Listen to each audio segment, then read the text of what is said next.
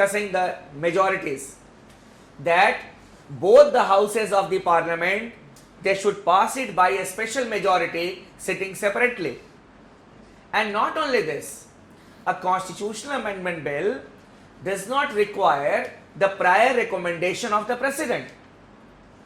So it is not to be considered as a constitutional amendment bill under Article 368, because the process of amendment to the constitution under Article 368 is something different. But it is an amendment to the constitution, but it is not to be considered. Technically speaking, it is an amendment. Why? Because when we are creating a new state, we will be adding the name of the state in the constitution. Obviously, Schedule 1, it contains the name of the states. So when you are creating a new state, we need to write the name of the state here. That is an amendment to the constitution. Apart from it, in schedule number 4 of the constitution, amendment needs to be made. In schedule number 4, the representation of the states in Rajya Sabha has been mentioned. So here, suppose the states of Andhra Pradesh and Telangana are there. You need to mention the representation of these states in the Rajya Sabha. You need to make changes. That is an amendment. But Article 4 says that a bill under Article 3 is not to be considered as a constitutional amendment bill under Article 368. Yes, it may be, but under Article 368, it is not. Because the same process that we apply under Article 368 is not applied here. Here the process has been made simpler. Why? Because it is to take care of the interest of the various areas within the state. And that is why it is not the consent of the state that is taken, but the view of the state that is taken. Not the consent. There was a lot of criticism, and there has always been a lot of criticism of this article that it is against the federal feature. Why the state consent will not be required, will not be mandatory. But there is a big point here. It can happen that the legislatures of the particular state, the members of the legislature, they can belong to some particular area and they can ignore a particular area. Why the demand for Telangana started? Telangana is a resource rich area, but the people of Telangana felt that the most of the MLAs are from the other parts of Andhra Pradesh, and what they are doing, they are using the resources of Telangana for the development of other areas. The resource is coming from Telangana, but that area is underdeveloped, that area is being neglected. And that is why they felt that if we will have our own state, own assembly, our representatives will think about the judicious use of our resources. That was one of the reasons. Later on it became a political demand, that is a different thing.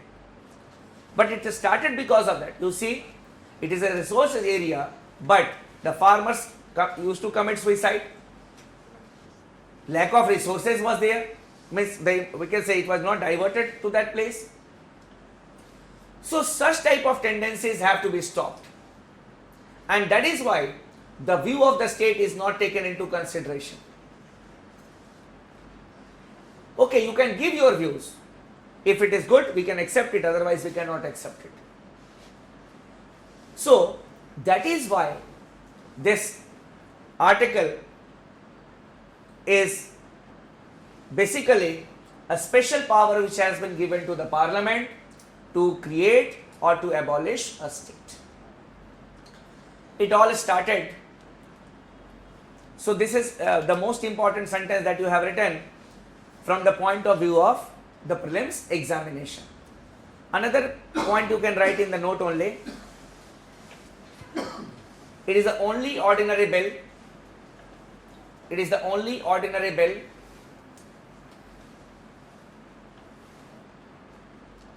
that needs the prior recommendation of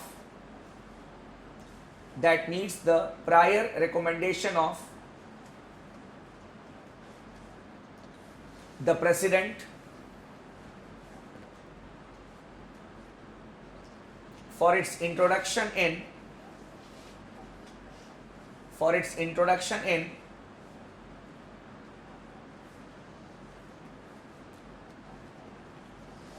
the Parliament. Introduction in the Parliament. So if it is not a constitutional amendment bill, it is an ordinary bill. Then it is the only ordinary bill that will need the prior recommendation of the President before it is introduced in the Parliament. All other ordinary bills are directly introduced in the Parliament. I will discuss with you everything when we will be discussing the Parliament. It all started when we were making the Constitution of India.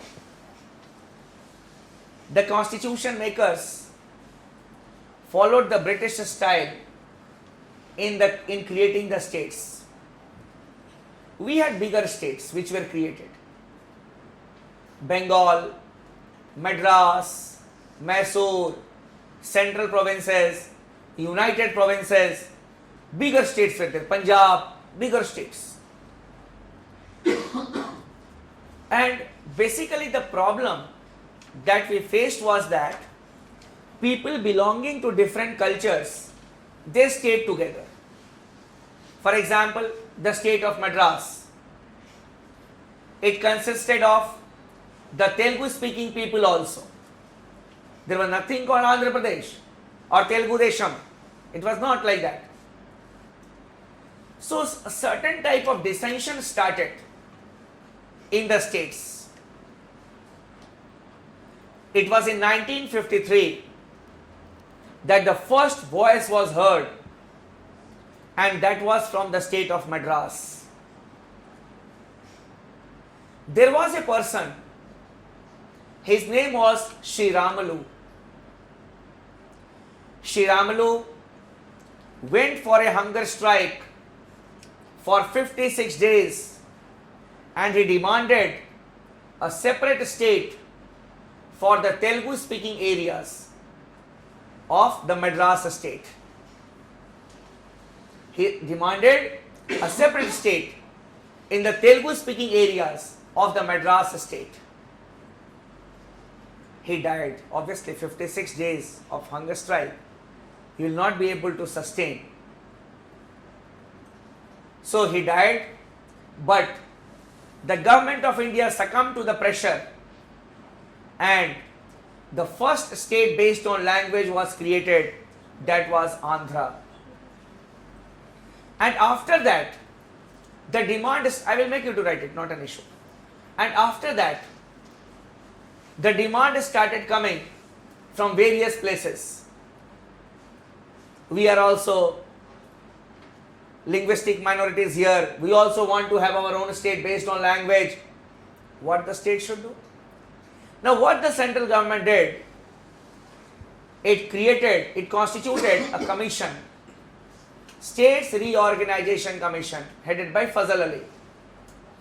And it was the States Reorganization Commission which suggested or which recommended that states should be created on the basis of language, along with the administrative convenience.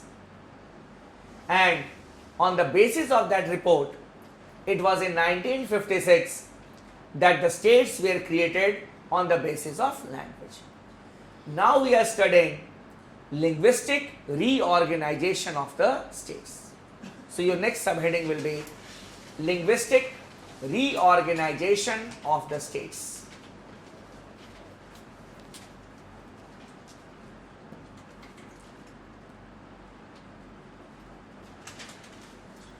Linguistic reorganization of the states. Here you can write It was in 1953. It was in 1953 that Andhra was the first state. Andhra was the first state. It is not Andhra Pradesh. It was Andhra. Andhra was the first state to be created on the basis of language.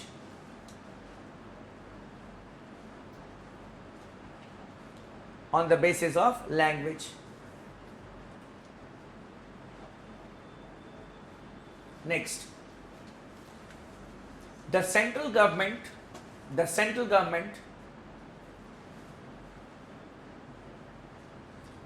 constituted the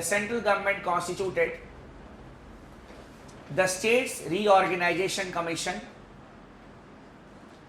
The States Reorganization Commission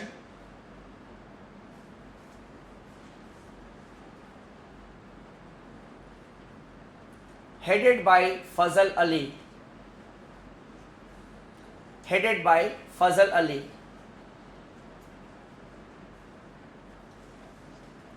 F-A-Z-L. Fazal Ali. The commission recommended the creation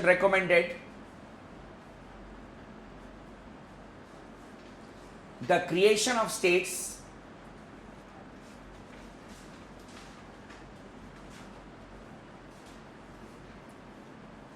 on administrative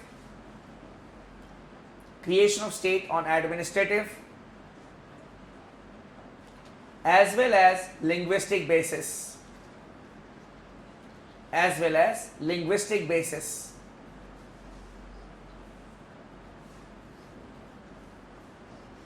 Next, the States Reorganization Act 1956.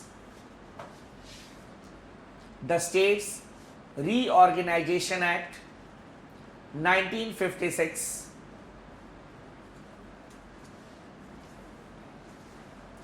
reorganized the states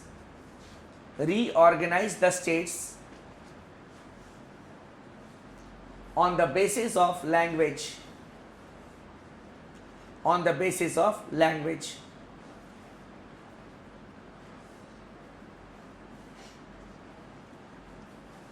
On the basis of language.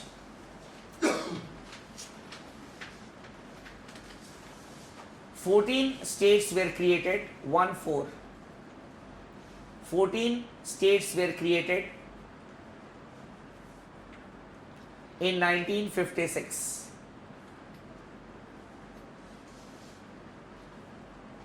Now you people need to remember the year in which the states were created. I'll give you an idea how to do that. First of all, you need to remember the states which were created in 1956. Just have an idea.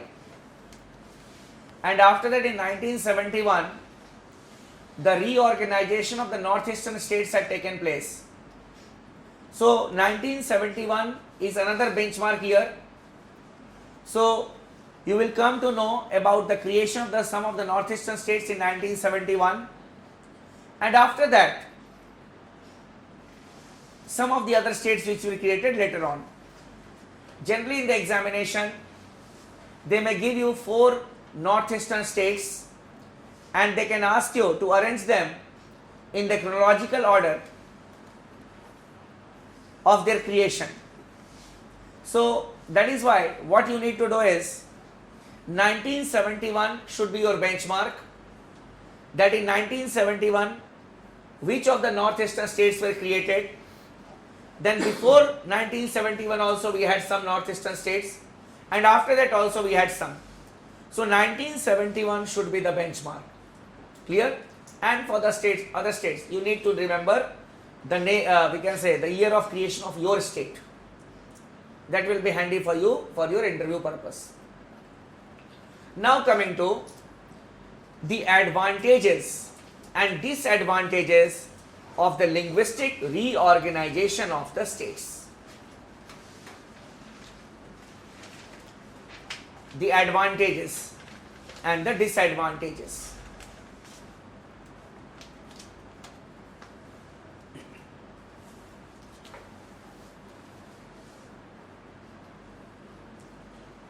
Some major advantages are there with the states based on language. You can write some of them. First, it fosters a sense of cultural unity. It fosters a sense of cultural unity. It fosters a sense of cultural unity among the people of the state.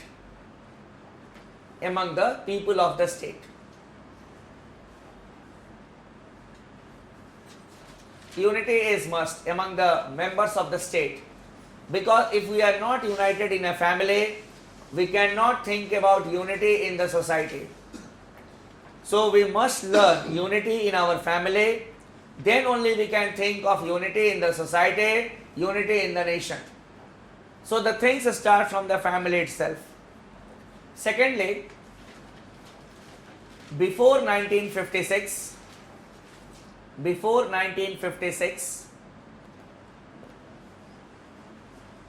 English was the language of administration. English was the language of administration.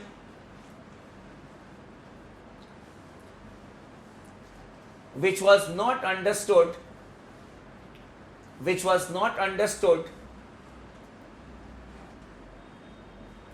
by majority of the population.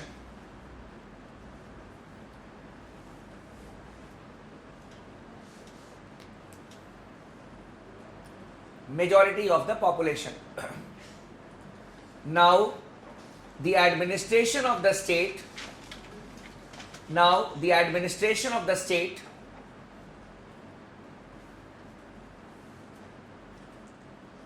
is carried on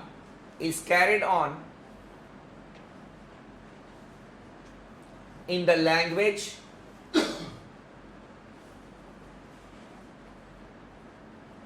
understood by the common man.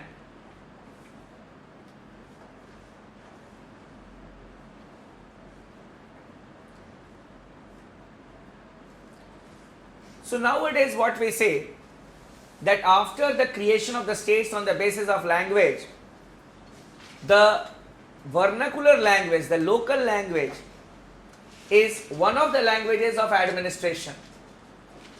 The notification of the government is there in the language which is understood by the common man. For example, when we go to West Bengal, we see that the notification is there in Bangla also. In Punjab, it is in Gurumukhi, that is the script is also used. If you go to Odisha, the notification of the government is in Odia. Odia is also used.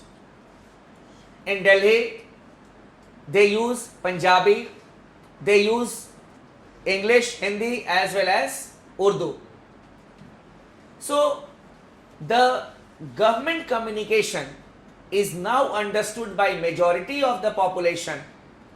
They can know about the policies of the government, and what is the most important thing, benefit of it is that they can express their views regarding the policies of the government.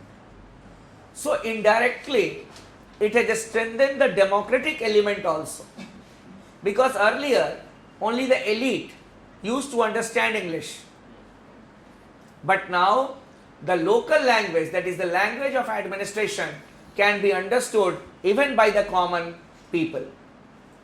And thirdly, it has led to the development of regional or vernacular languages. It has led to the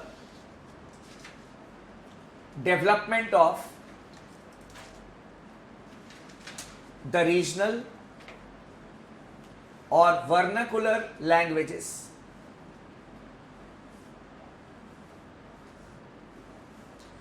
Regional or vernacular languages. These are some advantages of the linguistic reorganization of the states. But it has got some disadvantages also.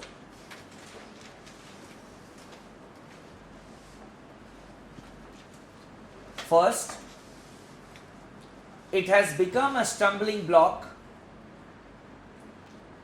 First, it has become a stumbling block. Stumbling block means hindrance. A stumbling block in the way of creation,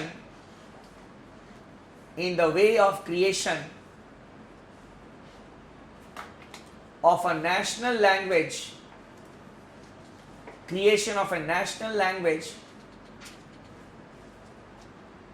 for the country,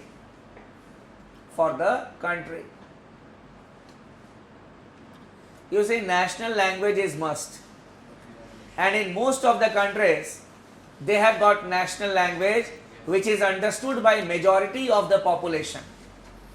But this is an irony of this country, that we don't have any national language which can be understood by majority of the population. It all depends on the people. They should think rationally about it. Sometimes people say, if we know English, we can be able to communicate with people. It is impossible. People feel that if you know English, you can go to South India and you can communicate with the people. No. People in the rural areas, they do not know English.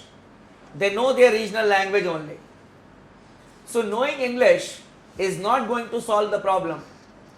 The national language must be understood by majority of the population. So there is a need for national language, but this linguistic reorganization becomes a stumbling block. It is an hindrance in the development of a national language for the country.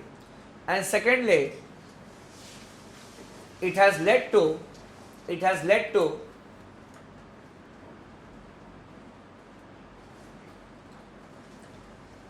narrow regionalism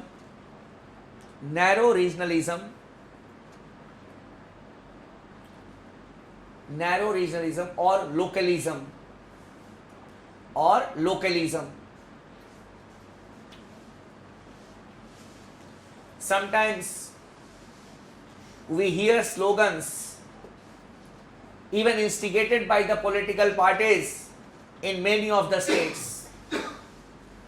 The concept of son of the soil.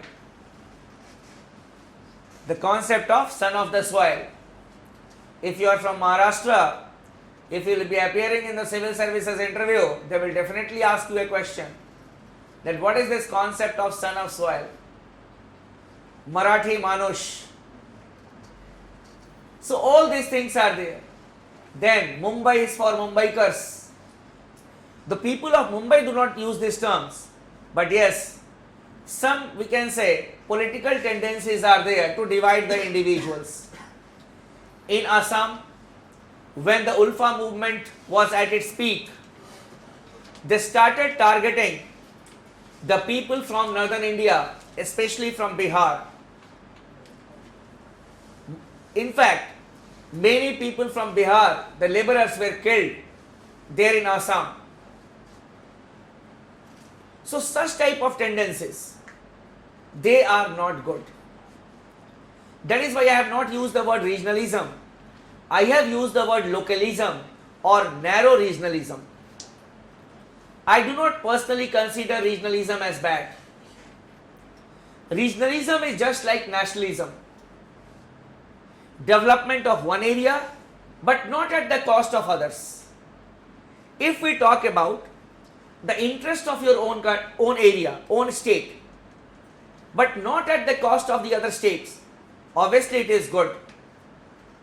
If you demand a separate state for the development of your area, it is not bad. But that state is being given that much of amount, why we should not be given? Why the people of other states should come here? They should not come here. This is localism. This is narrow regionalism. But when we talk about regionalism, regionalism may be understood in a more broader way, I am saying, just as equivalent to nationalism and internationalism.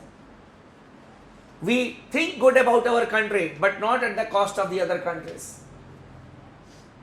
Let there be harmony among the states. Now you will say, sir, if that Fazal Ali Commission was not aware about such type of things, or it had recommended the reorganization of the states on the basis of language. Yes, the Fazal Ali Commission was aware about it. And that is why the Fazal Ali Commission also gave some recommendations to check such type of regional aspirations or regionalism. What are these recommendations? You may note it. Fazal Ali Commission's recommendations to check narrow regionalism.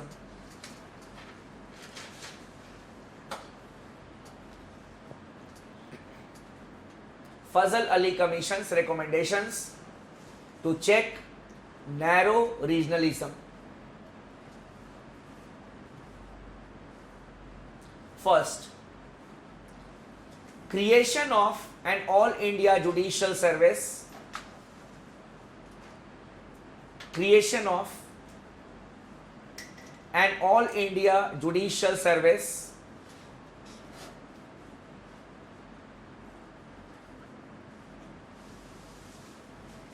and the officers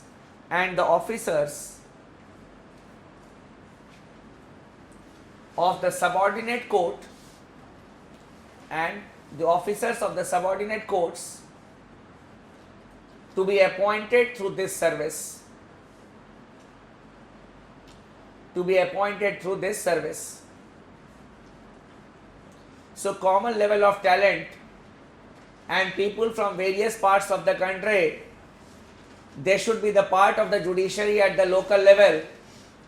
So when people from various parts of the country they work, obviously the regional aspirations are sometimes overpowered by the national integration that is developed. Secondly, at least one-third judges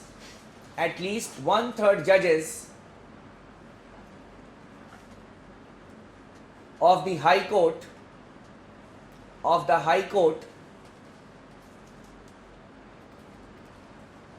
to be appointed from outside the state. To be appointed from outside the state.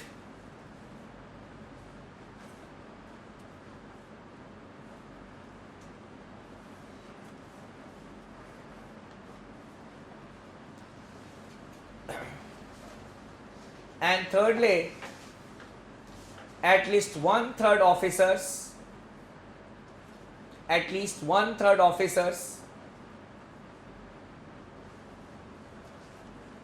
of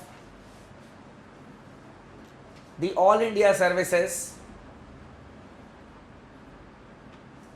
at least one-third officers of the All India services are to be appointed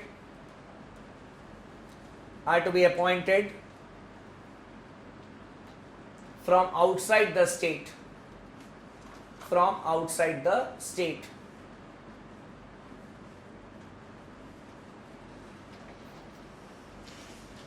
The second and the third recommendations have been accepted, and one-third judges of the High Court, they are from outside the state, and a convention has been developed in this country that the Chief Justice of the High Court is also from another state. It is a convention, it is not a written law, it is a convention.